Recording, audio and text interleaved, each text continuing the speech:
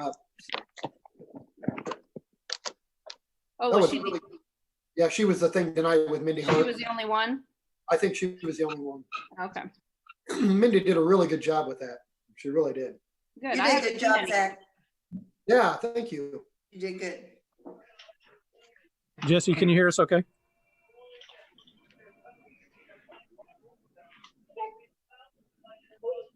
Councilmember Smith? Yes, I can. Okay. Mr. Mayor, just FYI, Jesse emailed and said he's not going to be on video, but he'll be listening in. But other than that, everybody else is on and it's on TV. So That's a good thing. live right now, whenever you're ready. He's not on video. Just teasing. Just teasing, Jesse. Well, Mr. Mayor, it is 6 o'clock, and I believe everybody's present, although Councilmember Smith is not on video. Would you like to call the work session to order? Okay, let's call this session to order. North Kansas City open work session of the City Council of the City of North Kansas City, Missouri, May 19, 2020. Mr. Eric. Thank you, sir. This is Eric Berlin, City Administrator.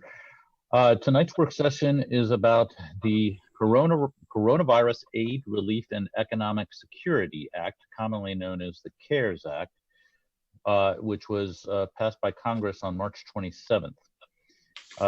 Under the act, funds are distributed to the states and then on to counties. And each county in Missouri is deciding on its own how it will administer these funds. But Clay County made a decision to distribute them according to population to the cities. And we expect, as of this afternoon, we hadn't received our ACH transfer yet, but we'll probably have it tomorrow. And we will receive about $417,800 to use for eligible expenses incurred between March 1st and December 30th to deal with the COVID-19 pandemic.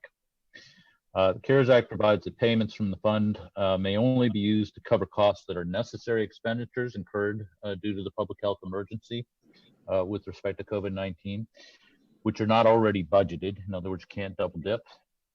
And were incurred during the period that begins on March 1st and ends on December 30th. First, I'd just like to talk briefly about how the funds will be administered. Clay County imposed some requirements as part of their disbursement. One, funds dispersed to community partners such as North Kansas City would be allocated within the borders of Clay County to entities such as us. Preferences would be given to vendors operating out of Clay County, and that how the disbursements are spent will be posted on the transparency portal that Clay County operates on its website. Community partners will track expenditures and provide documentation to Clay County on the 15th of each month.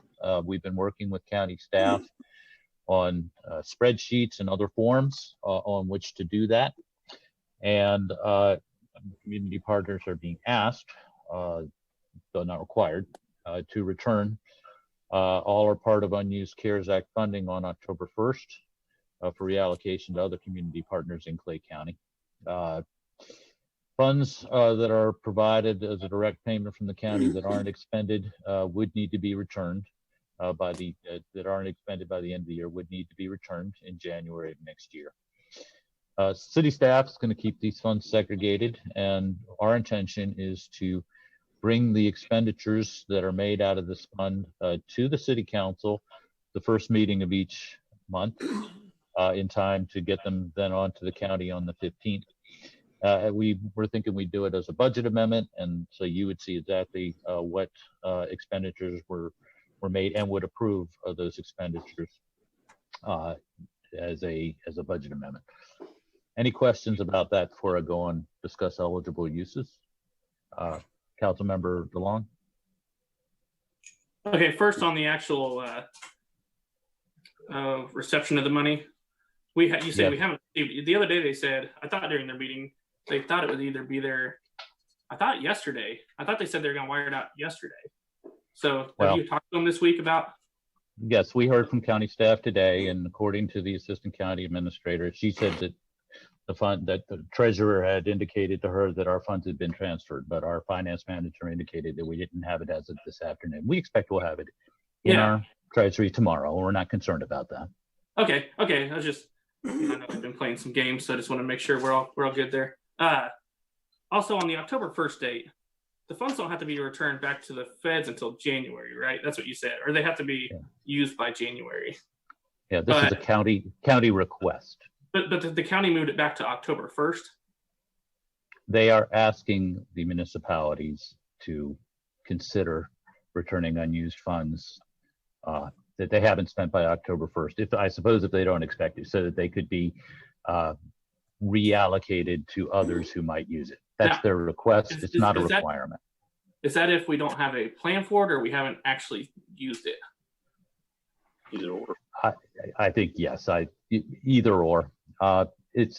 There's an awful lot right now that is still being worked out. In all honesty, so I think exactly what they mean by that and what they'd like, we'll have some time to work out with them. But as a general thing, as a general principle, they are asking that if you don't expect to be using funds, that you return them so somebody else can. Okay. Yeah. All right. That's all I have for this part so far. All right. Anything else on administration? Councilmember Pierce. Turn it the other way. Sorry. In regard to what Bryant was just saying, piggybacking on that, that seems like, there's a big difference between October and the 1st of January. And depending on where we decide to allocate these funds, I think we're going to do so wisely. If we loan money to businesses, it's going to be to sort of rescue them. If we decide to do something in regard to expenditures to help people with rent, utilities, and that kind of thing. And I am finding, running an agency like that there's going to become a period of time when people go back to work that the need's even going to be greater than it is right now, because right now they're just saying, we're going to keep your lights on and we're going to leave you stay in your apartment. And so I think October 1st is, I really don't think that's a really good date, because there's going to be a whole lot of things that are going to happen depending on where we allocate this money between October 1st and we could even say December 1st. So, piggybacking on what Bryant's saying, that seems like an awful early date to have to decide what we're doing with our money or think about giving it back. I had a discussion with the city managers in Gladstone and Liberty this morning, and I think they're thinking along the same lines, that may not happen. That may be what the county'd like, but it may not happen. Councilmember DeLong. Okay, I just want to follow up on which agreement we're talking about with the county. So there was the original one that was passed by the commission. I can't remember the number off the top of my head. And then the separate agreement that we signed just for Commissioner Nolte. Which was the October 1st date on that original one that the commission? No. Or was this on his specific? It's kind of an unofficial request. The one it's that we something that, yes. So I wouldn't spend too much time worrying about this October 1st date because it's not a requirement. Okay. But it's not, it's not a part of the paperwork that we've adopted. Thank you. Anything else on administration? Eric? Yes, sir. Mayor Stila. Yeah, well, don't they have pretty stringent rules? That's exactly what you're going to be using this for. And well, that's our next topic, eligible uses. Oh, I see. Okay. All right. Thank you. Yes, sir. So I'll move on if there are no other questions about administration. And as I say, we're still working out details with the county right now. We've been having frequent meetings at the staff level with them.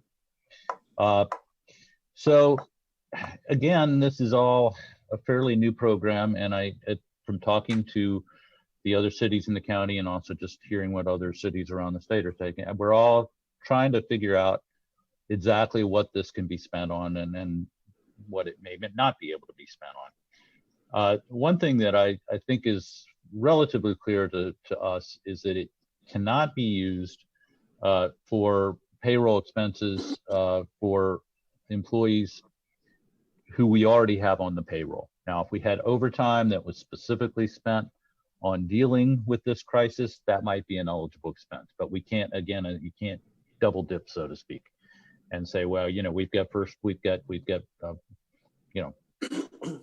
public health officer, we've got EMS personnel, and they deal with this, so we're going to use this money to pay their salaries.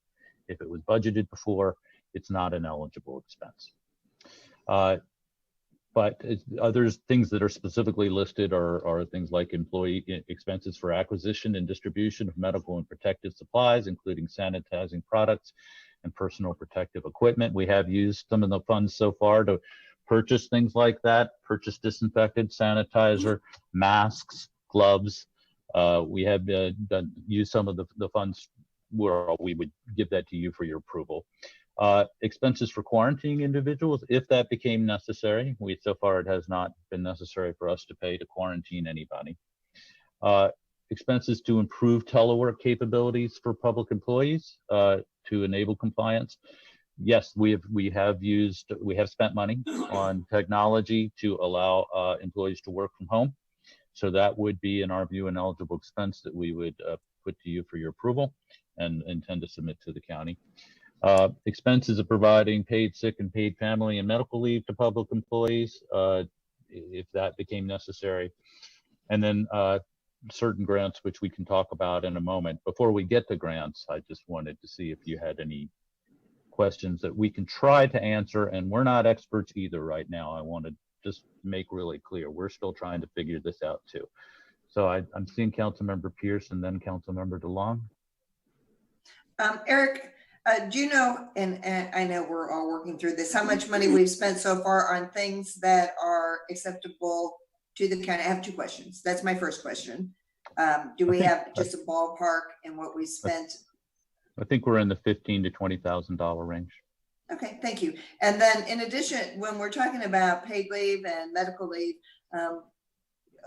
there's some question about whether or not people are comfortable coming back to work, and if they can, and I have no idea because by no means am I an expert on this, but if I were a city employee and required to go back to work because that's what we're requiring people to do, but I'm uncomfortable with that and I get a medical excuse for that, is that something that falls under it if the excuse is directly related to the virus? Am I making sense in that question?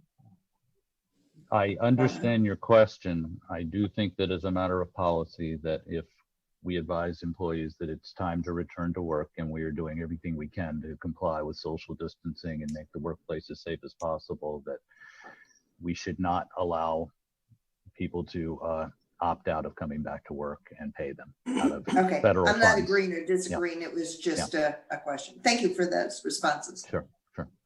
Councilmember DeLong. So you kind of answered as an overall 15 to 20,000 range. How much of that you spent on on each of the? Well, I guess you really only had one category so far, telework. So all that 15 to 20,000 is all on telework so far. No, not all of it. We have spent some money on PPE as well. Oh yeah, sorry. Okay, yeah, I left that one out. So mainly those two categories, I think, is what you'll see. So what are some of your larger expenses, like a line item so far? I don't have it in front of me, but the technology expenses would be probably the greatest portion. I'm just kind of curious what you mean by technology expenses. I mean, is there like a specific? We have bought telephones so that people can so that they can have the numbers forwarded to their home and they can answer phones from home. We have bought computers and laptops and things like that for folks. Okay, perfect. Thank you. Councilmember Pearman. Maybe I missed this, and if I did, I apologize, but can the funds be used for hero or hazard pay, whatever we're calling it? Because it kind of sounded like they could, based on kind of the overview that you gave, and it seems to me that's a specific expense to COVID. Well, we can have that discussion. I do not believe so.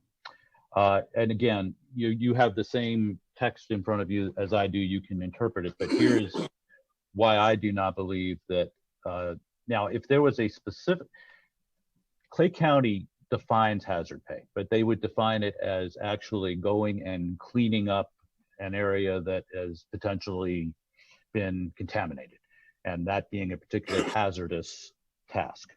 But as to, depends on how you define hazard pay, but as to simply compensating a certain group of employees a greater amount, the reason that I do not believe that would be an eligible expense is that it is not necessary. It is something you may wish to do, but it is not something you need to do. And I do think that the key word is necessary. We can have that discussion further. I was planning on having it later this evening.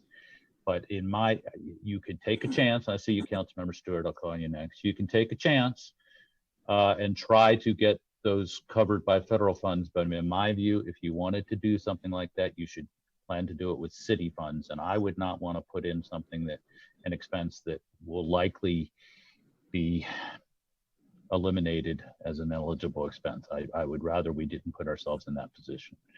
Can I count Councilmember Stewart? Yeah, I'd just like to say, public safety doesn't expect that either.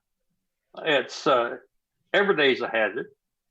A cop can get shot any day. We all know that. And if you watched the film from LA the other day, the firefighters got, the flames on them on that ladder. There were 3 of them in critical condition from burns. It's a hazard of the job. And all the time I was on the fire department, we had, I was always chasing the ambulance, it seems. And anytime somebody was bleeding, we had HIV, we had hepatitis, which is probably the worst. And every virus that came down the road, it's just part of the job. And they feel the same way as I do about it. I can guarantee you. That's just their job. They don't expect extra money. That's about all I got to say. But whoever thought of it, thank you. I mean, for the guys and gals, but it's just not necessary. Councilmember Pearman. Yeah, just a couple comments on that. One, I mean, I agree. I don't think that those they sign up for the job, and probably if you're talking about risks, probably fentanyl is a bigger risk than COVID, for what they do. But I'm just curious because there's a lot of companies right now sort of doing that, and not cities, but companies who are offering like a hero or hazard pay for their essential workers. So I'm curious. I don't think we're the only ones that are going to have that question. And I understand what you're saying, Eric, with regards to do we want to put ourselves out there and do it. I mean, I'm agreeing with, kind of not doing it if we don't think we're going to get reimbursed for it. But I do think that's probably going to be a question that comes up with lots of other places about whether to use those funds for that or whether it's possible or not. We can try to ascertain that. Unfortunately, at this time anyway, there's not like a hotline we can call and simply ask the question. I have asked colleagues what they think, and my colleagues have generally agreed that they don't think it's an eligible expense, but we're all just thinking right now. Okay, thank you. In all honesty, we're not experts yet. Right. Councilmember Pierce. Yeah, and as much as I appreciate our obviously our essential workers and everybody who's keeping us safe, I agree with Rick in that it is part of the job. I mean, I actually worked in that job in my past, and you sort of expect that. And my fear would be, that I don't know if we want to be the experimental ones, and there are probably people who are going to do it. And I agree that it's a tough job and whatnot, but we're going to have to be accountable. Well, eventually Clay County will have to be accountable for these funds. So it seems to me it would be better to do things that we know that are going to be okay than to do iffy things in this iffy time, so that if we can help our small businesses or agencies that help people or whatever is, pretty much clear cut, acceptable, might be a better way to go. And also hazard pay, you might argue that public works people who have to go out are, putting themselves in harm's way. And who do we eventually, besides the people we normally think about as first responders, who still have to go to work every day and still put themselves in danger? How do we define that? And I'm not saying that it's not a good idea. I'm just saying it might not be the best way to allocate funds in something that's brand new. And that's all I have to say. Councilmember DeLong. I think misspoke when I initially proposed this. I would definitely want to consider it more of a public contact employee. more than anything. You still fall in the hazard pay. I mean, if you work at Parks and Rec and you're still out having to deal with people and make this contact, same category to me. Like you said, if you're in public works and you've had to make the physical, I mean, to me, that is all in the same category. I mean, right now, I agree, job is always dangerous. No one can deny that. But there's definitely an elevated risk right now. I mean, haven't we had our fire department already quarantined at a potential exposure at one point? I mean, they're having to go out and make physical, especially you got the EMTs, they're responding, they're physically handling these people during a pandemic, a very unique time right now. Definitely seems like it's an elevated, consistent hazard from the normal duty. That's all I got now. To answer your question, we did have several folks very briefly go into a quarantine, but they were tested and found to be negative. So, so far we've had no one test positive, but we've had some worries about it. The tests Councilmember aren't, Pearman. I was just going to say, the tests aren't always accurate. Well, I understand what you're saying, but when they've tested negative, we've assumed that the test was accurate. Okay. So if there are no other questions about that, then we can turn perhaps to a discussion of grants, because that is also a listed eligible purpose. So there are listed grants that could be eligible to small businesses, and also emergency financial assistance to individuals and families. So with regard to both of those, my comment that I made in the memo that's in your packet is that the city staff has neither the capacity nor the qualifications to administer programs like that. It's just not something we know how to do. But there are organizations that do know how to do those things.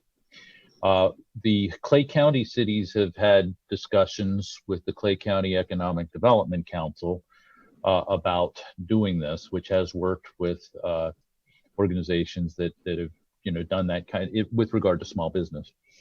And yesterday, and I'm sorry that it didn't come sooner, but that I got it out to you as quickly as we got it. That some draft guidance was provided to us for discussion purposes by the Clay County EDC, and if you've had a chance to review that, you can see some of the things that they are proposing, and we could have some discussion about that. I would just say before you get into that, as I said, I was on a rather long phone call today with the staffs in Liberty and Gladstone, both of whom are just concerned about how this would work, and the consensus among us is that we can proceed, but we should proceed with, as far as like a small business grant, with caution. One thing that I mentioned in the memo is we don't know what's going to happen with this virus. We don't know in a few months if there might be a second wave, and that might increase the city's expenditures. So we should consider that we want to make sure that what funds we have would cover internal city expenses. Another thing to consider is that a bill has been introduced in Congress that might make using CARES funds for lost revenue eligible. Right now, it's still just a bill, but it's conceivable that the rules might be loosened a bit, which would make, if that were true, we would have more than enough eligible uses for CARES funding, because as I've indicated to you, to some degree, the magnitude of the revenue loss that we expect as a result of this, or at least that we're preliminarily projecting. We do think it would not be a bad idea for the cities in Clay County to be in basic agreement on the terms of a grant program. So again, before you get into a discussion, I would suggest that you give us input on what your thoughts are on the guidelines that were submitted by the EDC, but allow us to continue working with the other cities and the EDC and bring back something more, final to you for your approval, because this is still very much in its infancy at the moment. So with that, I'll open it up. I don't necessarily have to go through the memo, although I can, but you have it perhaps in front of you. So Councilmember, I'm going to call on Councilmember DeLong and then Councilmember Pierce. There we go. Unmute. Now I'll go. Thank you. Some of these guidelines actually kind of run along the lines of what I wanted to propose several months ago anyways. I was actually glad this came up this route. I think we should set aside and do it in 2 different phases.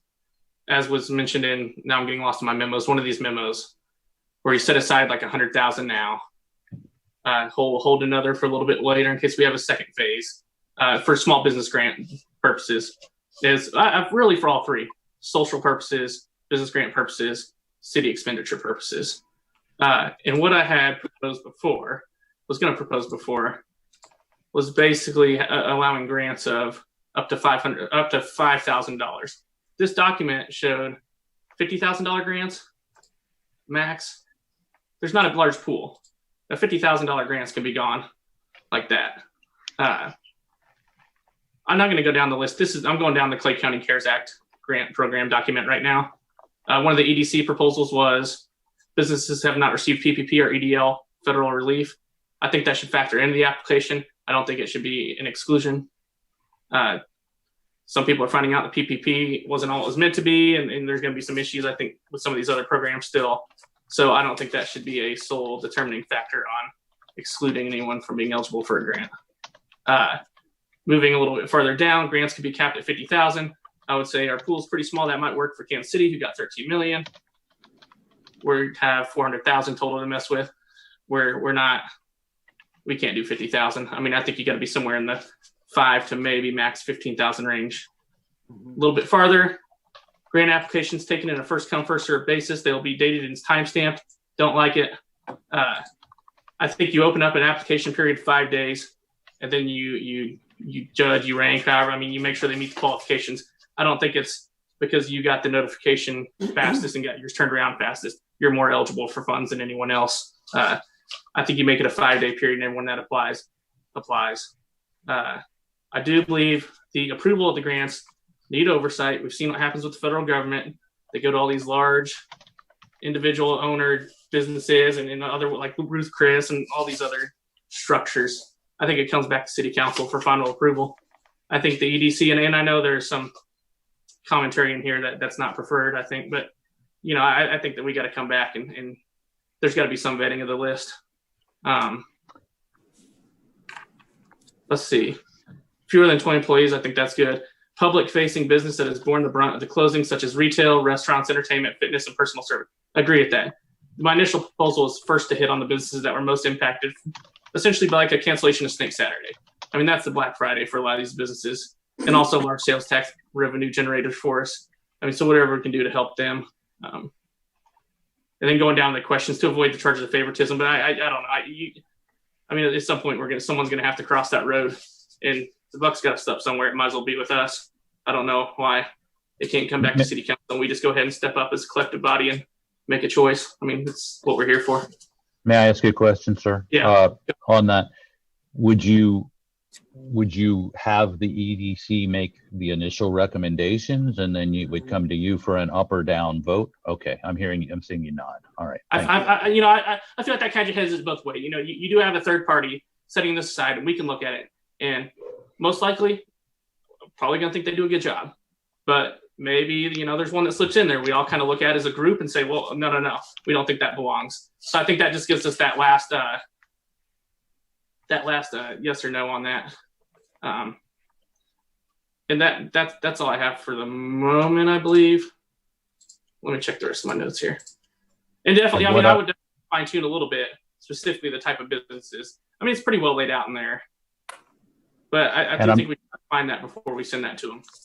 And what I'm trying to do is take down your input and the input of other council members, because that's what they're asking for now. Yeah. But and that's all I got for the moment. Councilmember Clevenger. And then Councilmember Pierce, and then Councilmember Clevenger, and then we'll go on past that, and then Councilmember Smith. That's okay, Eric. It's hard to try to figure us all out at the same time. I agree with a whole lot of things that Brian's saying. As long as when these and I like the 3 phases, I really do, with the 3 different categories. I like setting funds aside. I already talked about that. You need to do that because we don't know what's going to happen in the fall.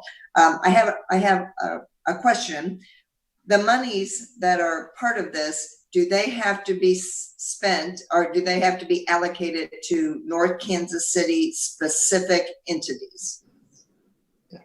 Okay, let me just clarify that.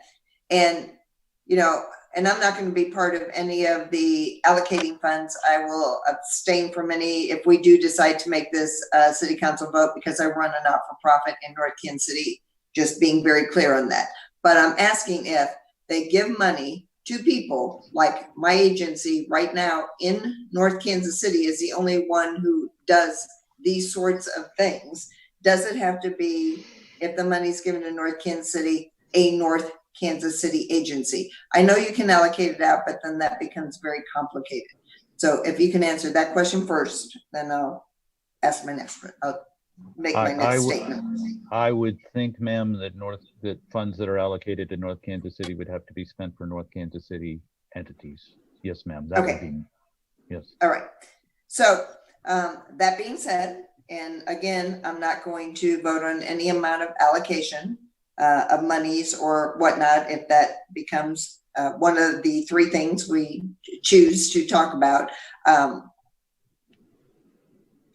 Regardless of where we put this money, they need to be able to track it. And I can only talk from a not-for-profit standpoint. So if you give money to a not-for-profit, they need to be able to track that. And actually, we're probably the easiest ones to do, because we actually, anytime somebody gets money, we put it in a computer and I can print out whatever you want, whatever we do with it. So regardless if it's a not-for-profit or not, if it's a business, if it's a city, obviously they'll also be able to do these kinds of things. Tracking is going to be really, really important, because eventually Clay County will be responsible for those monies. So thank you for answering that first question, because I thought that was probably the response, and I will eventually probably have to abstain from voting and whatnot on down the line.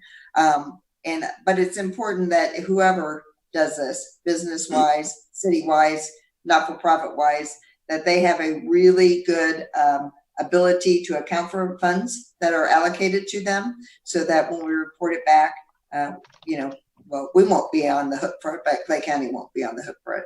I do like the idea of phasing it, Brian. I think that's a really good idea. I'm already doing that with my agency. We're getting monies in that I would normally be granted next year, and I'm putting that aside, knowing that those monies are going to be needed. And we all need to pay attention to that. We can't just like throw all the money out there and not be cognizant of the fact that monies are going to be needed on down the road.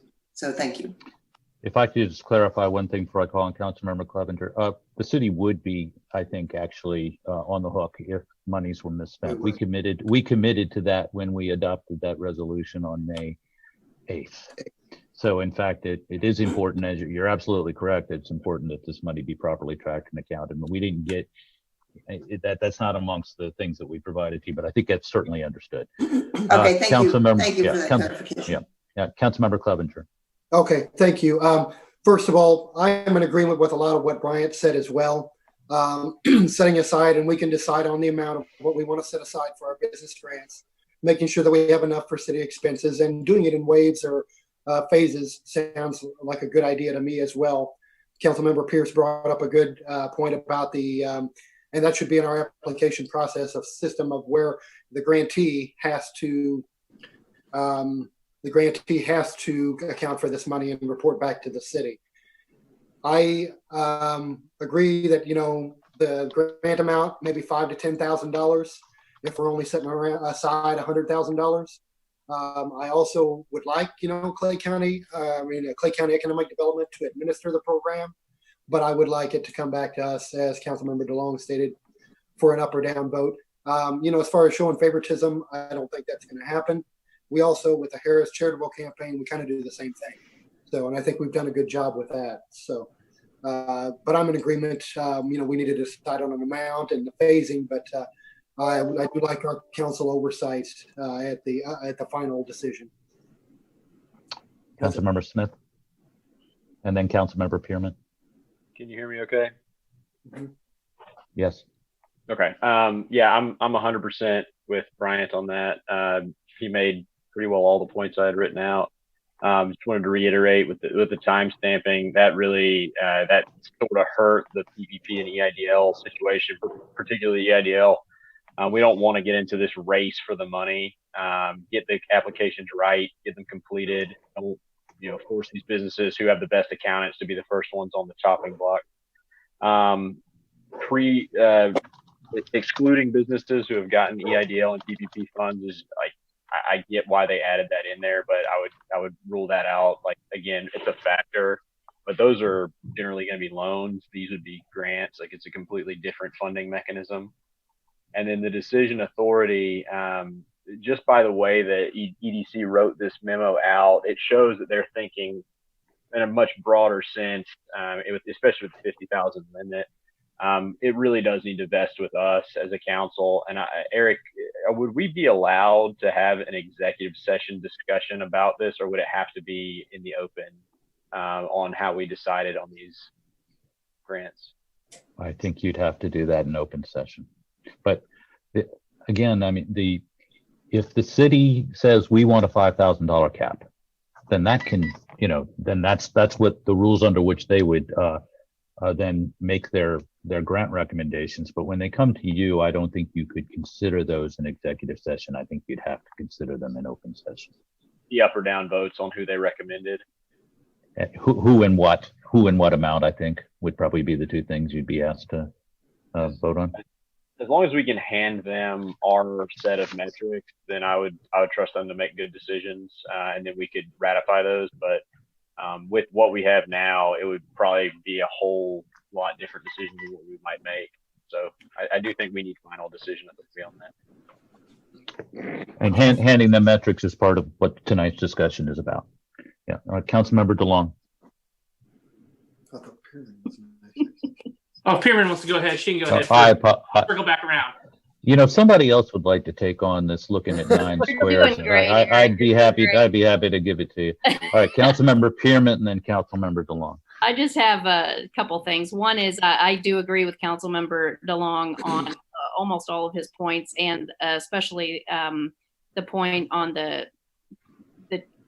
clock ticking, or whatever you called it, with the application process. The only tweak I would make is I'd like to see the application process be a little bit longer than 5 days.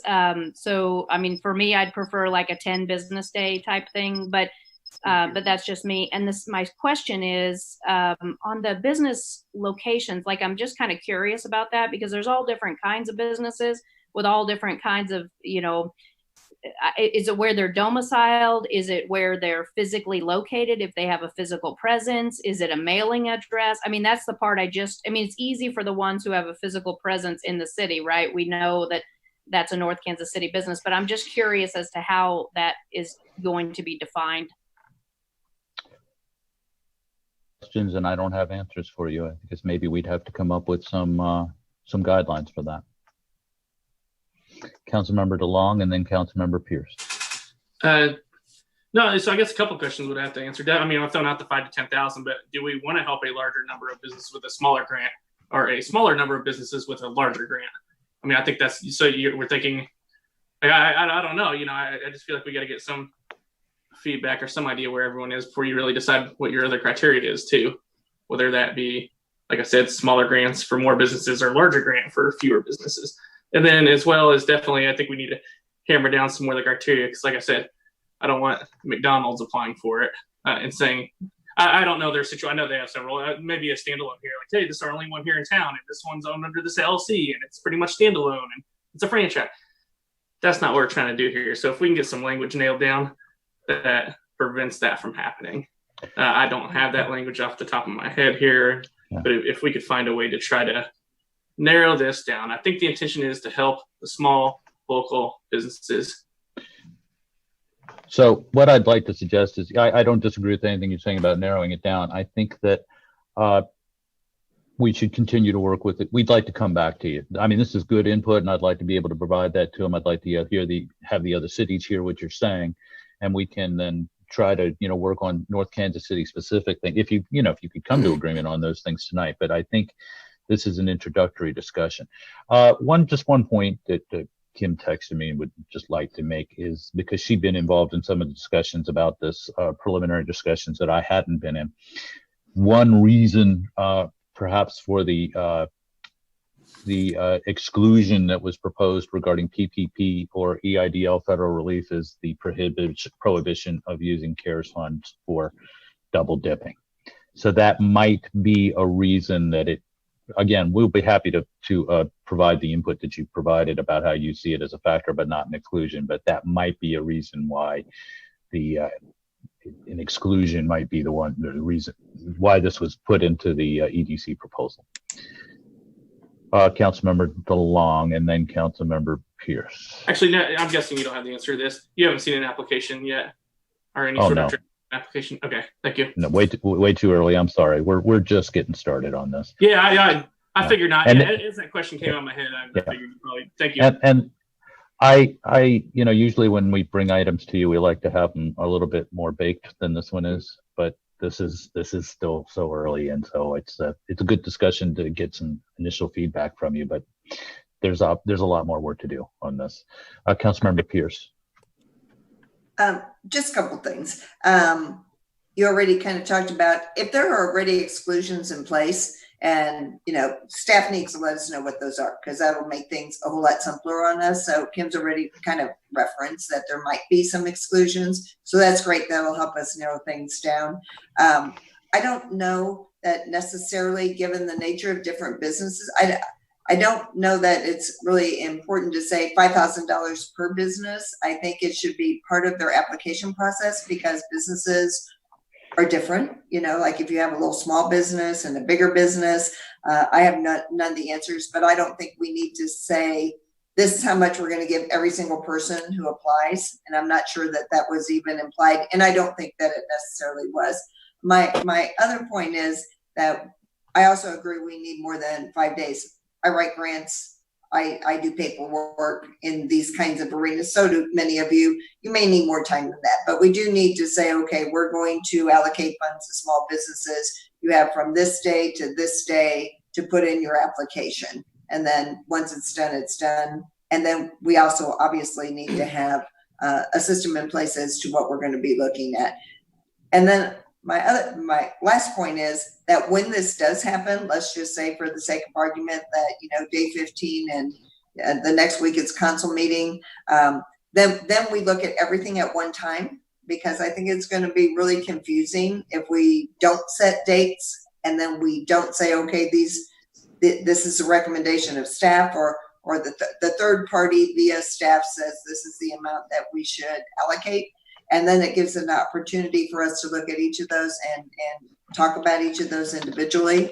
I do think we should have input on them. I mean, we are the representatives of North Kansas City and the businesses here. So I think we need to, number one, find out what we need to eliminate. And I think that Kim and staff can do that. And we need to set some boundaries, and we need to make sure that the ability to get grant information in is not too short of a term, and we can't necessarily give the same money to every single grantee.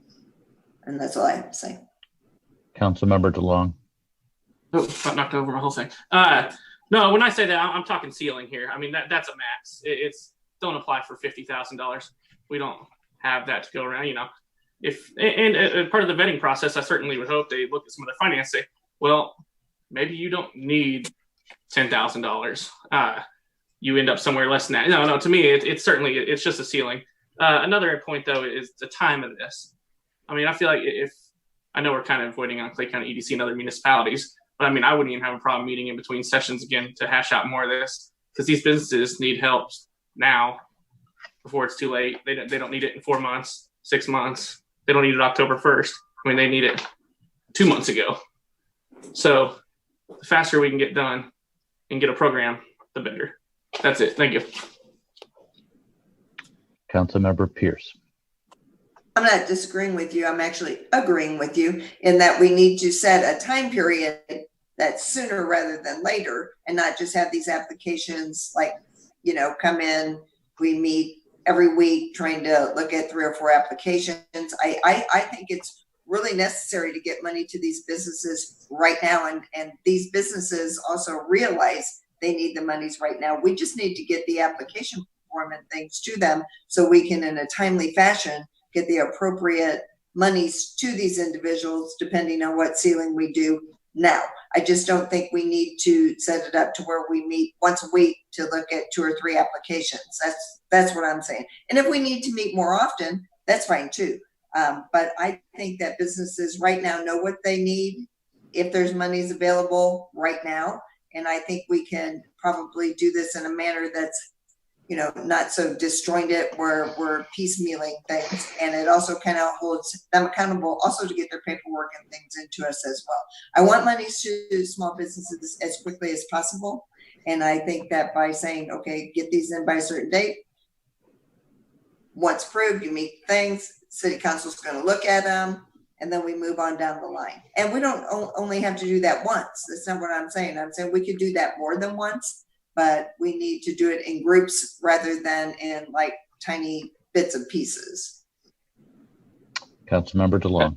I'll just clarify kind of what I meant. So, you know, staff takes all our feedback from tonight, works with Clay County EDC, other cities, and then kind of comes back with that. You know, if they come up with that criteria, if it hits, I don't know what your guys' timeline is. I'm just going to throw a day. If that criteria hits in 3 days and now they say, okay, we got this new criteria, boom, it would come meet, hash out the final details, then it's into the process. And then to me, the next meeting would be Clay County EDC does their thing, and then we meet at the end. It'd just be one, if we need one to initially activate it at the beginning, hash out the details, sign the agreement, meet there. You know, I'm not saying meet every application. I agree. Open up the 10-day period. You know, I want to get it done quickly. I want to get it done correctly, though, because you've seen what happened to the federal government. They got theirs done quickly, but they didn't get it very right there till months later. We want to get it right the first time, but also quickly. Yeah. Thank you. I do understand the desire for urgency, and we'll communicate that to them, because I anticipated that would be the reaction, that these businesses need help now, not a month from now. Any other feedback from anyone? I guess one piece of direction that I wouldn't mind getting, if I could, is the amount of money that you would want to put aside. Councilmember DeLong mentioned $100,000. I mean, I wouldn't mind going to 150 for businesses. I'm going to ask you to not go too high, but it's up to you, though. But as I said, I just worry about. You feel like I meet in the middle, 125? Well, sir, it's up to you, but. Okay. No, I certainly want to allocate. I mean, just trying to think through here. So what would that be if you did a couple phases here? So there's right now the city needs 15,000 immediately, right? So you're already down to 400, and then save another 100 for the city. Well, it's a matter of trying to forecast what you might have to spend between now and the end of the year, which is. I would definitely like to see another 100,000 set aside for the city, just in case there's another wave where you have some big influx of expenses we need. I mean, we got to protect ourselves, like you said first. So, I mean, definitely, I feel like 100. I don't know what number do you feel like is right for the city to keep aside for the city? I think if you were to commit 100,000 now and say, for now, let's see how this program works. And then if you're feeling really good about how it's working and who's being helped and what it's accomplishing, then you could consider allocating more at a later. I'm sorry, I meant expenses for the city. What would you like to withheld for you for the city? I don't have an amount in mind, but I would just urge you not. I would rather kind of work the other way. You earmark a certain amount for an external purpose and leave the rest for the city for the time being. I didn't want to cross your threshold either. Yeah, I don't really have one. But I'm just, I'm worried about what could conceivably happen in the future, and that's why I'd rather, try to retain the lion's share of it for now, with your ability to allocate funds later on. Okay, then I'll throw out a number again. I'll stick in my 100,000 and go 15 for social services as well. Okay. That would be what I think.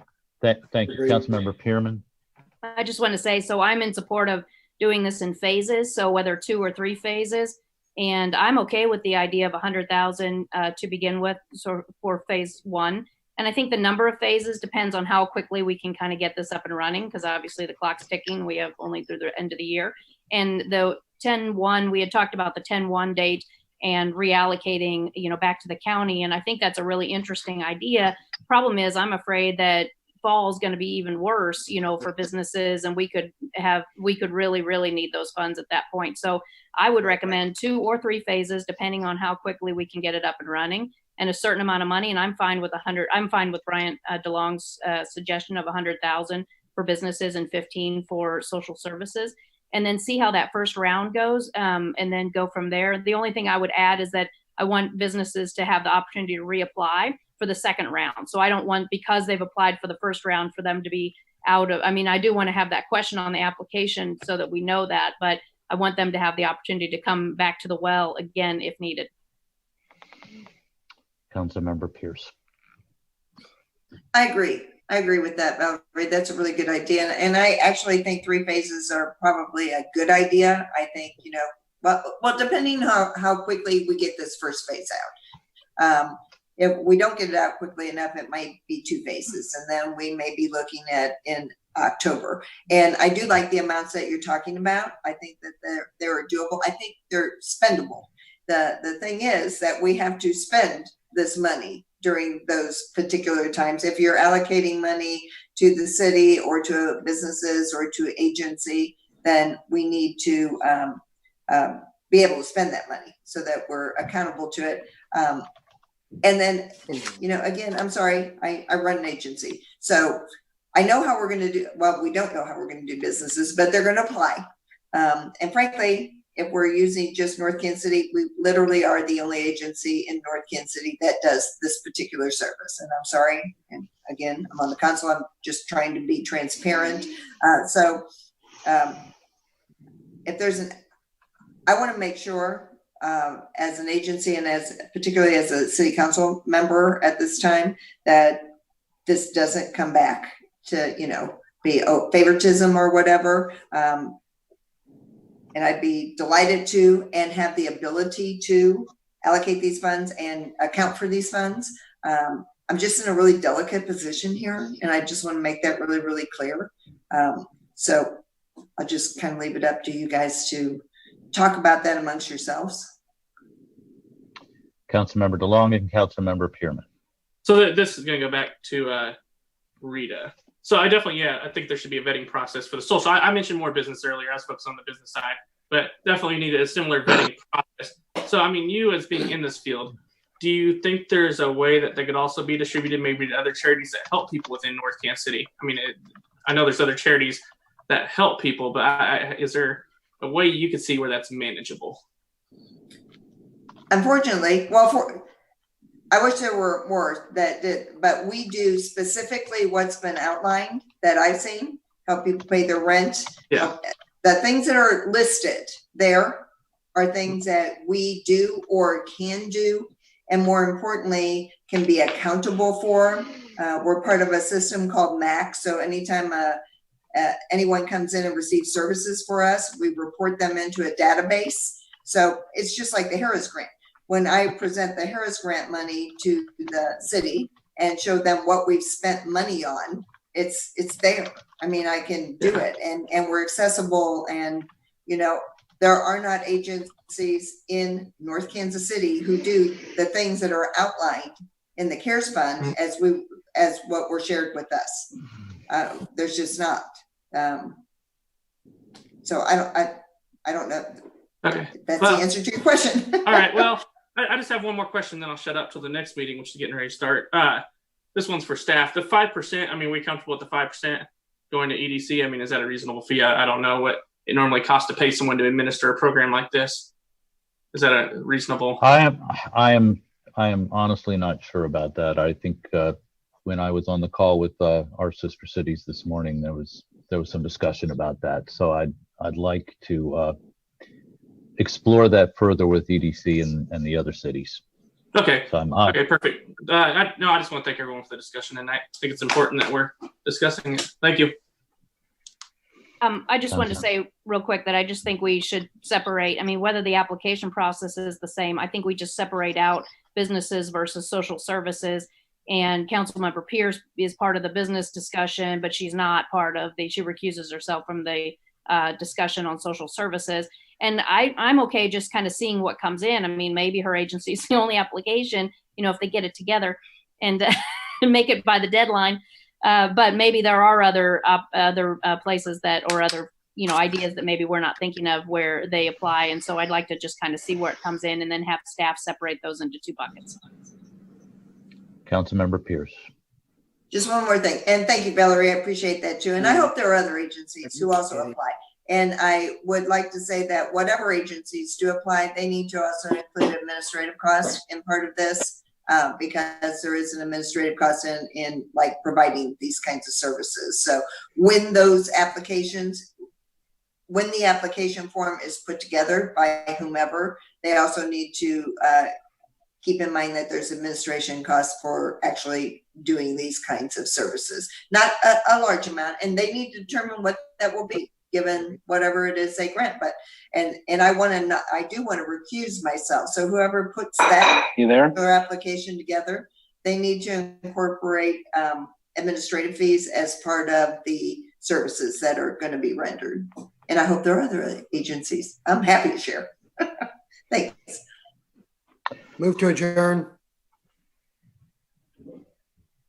Second. Mr. Mayor, would you like to call us adjourned? Yeah, I'll call for a motion to adjourn. I just made it. Move to adjourn. Yeah.